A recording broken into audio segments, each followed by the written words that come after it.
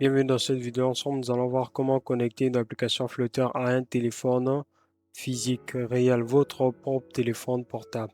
Ça vous permettra de tester aussi votre code et votre application. Sans plus tarder, c'est parti. Pour ce faire, je vais créer un nouveau projet. Je rentre sur ce dossier-là. Je viens ici, là, je tape CMD.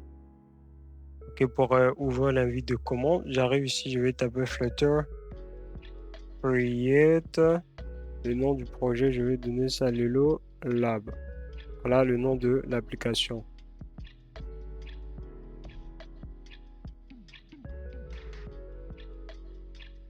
Voilà. Il build le projet. Voilà, vous allez voir que ici, là, le Lab a été créé. Donc, le projet a été créé. Donc, je vais mettre ça à côté pour aller sur ce dossier-là. On prend CD, le Lab. Donc, on se dirige sur ce dossier CD, le Lab.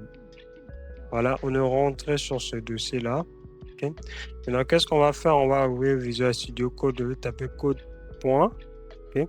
Pour vous montrer ça, je vais avoir enlevé ça et ça. Regardez. On va ouvrir directement Visual Studio Code avec l'invite de commande code point ou Visual Studio Code entrée.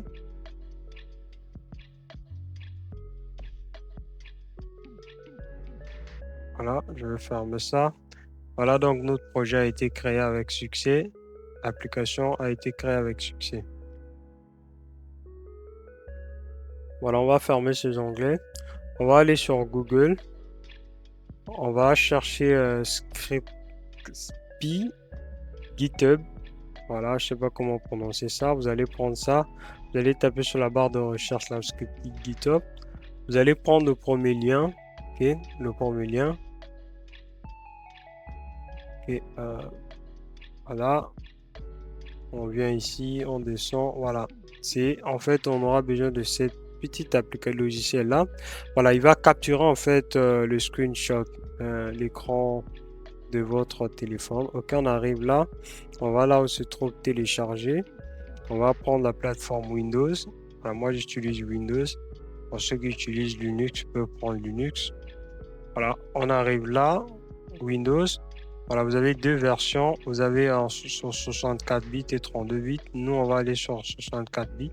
Si vous êtes sur 64 bits. Donc, on lance le téléchargement. Voilà, une fois OK, on va aller chercher le fichier en question. Voilà, le fichier est là. Donc, on va extraire tout ce qui se trouve à l'intérieur. Et extraire tout.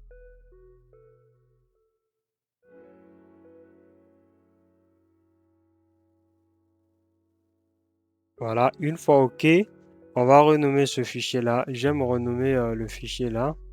OK. Voilà, on va donner ça le nom Emulator. Voilà. Voilà, OK. Maintenant, on va prendre tout ce fichier-là. On va couper ça. OK, couper. Pour venir coller ça dans notre disque. Moi, j'aime le placer dans mon disque là. Voilà, on va le placer là.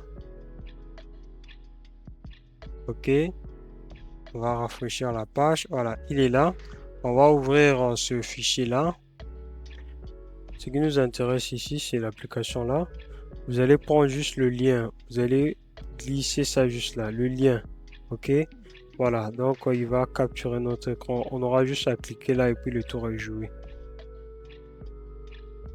Maintenant, vous allez prendre votre téléphone. On va activer le mode développeur depuis notre téléphone. Voilà, mon téléphone est là. Je vais chercher l'application paramètres. Voilà. Je vais aux paramètres. Voilà, je vais chercher le numéro du build. Voilà, je rentre d'abord dans ce système là. Regardez, il n'est pas là, même l'option développeur n'est pas. Donc je sors. Je viens ici là à propos du téléphone. Je cherche le numéro du build. Ah, quand j'arrive ici, le numéro du build est là. OK. Maintenant, dans d'autres téléphones, vous pouvez cliquer sur version d'Android. Vous allez retrouver encore la version du build en bas là, le numéro du build. on va là, vous retrouvez le numéro de bulle. Voilà, donc nous, vous pourrez prendre comme de l'autre côté. Nous, on va utiliser celui-là. Et je vais double-cliquer plusieurs fois sur le numéro du bulle. Voilà, regardez. Là, il me demande l'accès, je mets le schéma.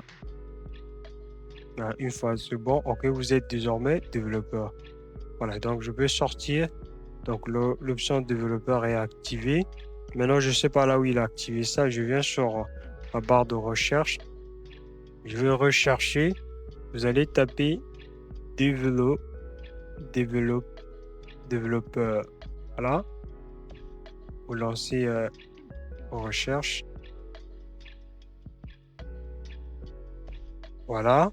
Vous allez vous rendre compte qu'on a option développeur qui est là. Voilà. Option développeur qui est là.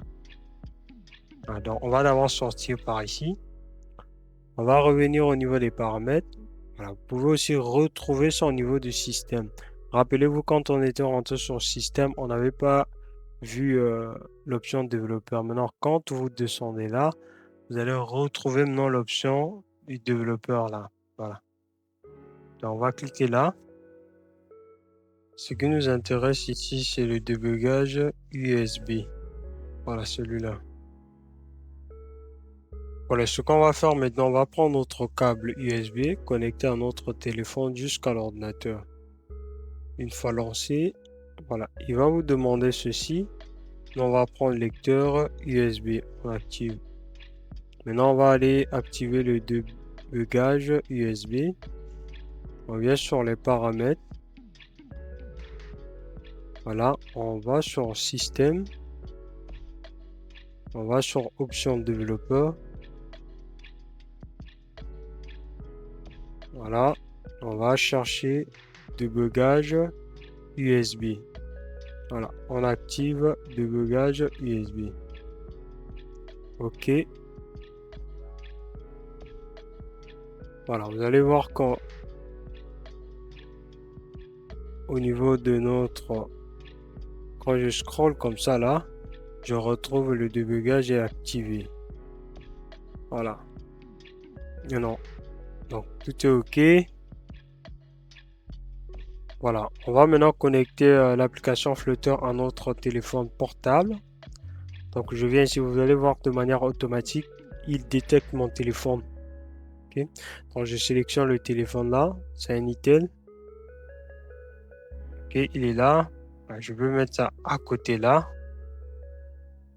Voilà. Rappelez-vous de l'application qu'on avait installée pour capturer l'écran de mon téléphone. On va cliquer là, il va capturer l'écran de mon téléphone. Une fois le script lancé, voilà, il capture directement l'écran de mon téléphone. Donc je peux mettre ça à côté ici là. Ne fermez pas. Donc vous allez réduire simplement l'écran. Je vais emmener Visual Studio Code là. Regardez, Itel. Donc mon téléphone est bel et bien connecté à Visual Studio Code. Voilà, donc maintenant le projet est là. On va lancer le projet. Et là, je viens Run Without Debugging. Dans ma mine, je lance le Run Without Debugging. Voilà, je peux maintenant arrêter l'enregistrement ici sur mon téléphone. Et voilà, on attend l'installation. Voilà, vous allez voir là, le build, il est en train de build l'application. Donc, il est en train de construire l'application. Voilà, il a commencé l'installation. Voilà, vraiment, il faut utiliser la méthode là. Testez des applications Flutter directement sur votre téléphone. Ça vous évite à ce que votre machine puisse puiser encore des RAM à cause de l'émulateur parce que l'émulateur, il est gourmand côté, côté ressources. Voilà.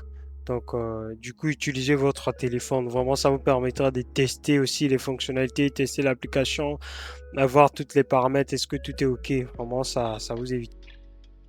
Voilà, il est là. Il a enfin lancé l'application. Regardez. Donc, le code est connecté à notre téléphone. Donc, notre téléphone reçoit bien les données.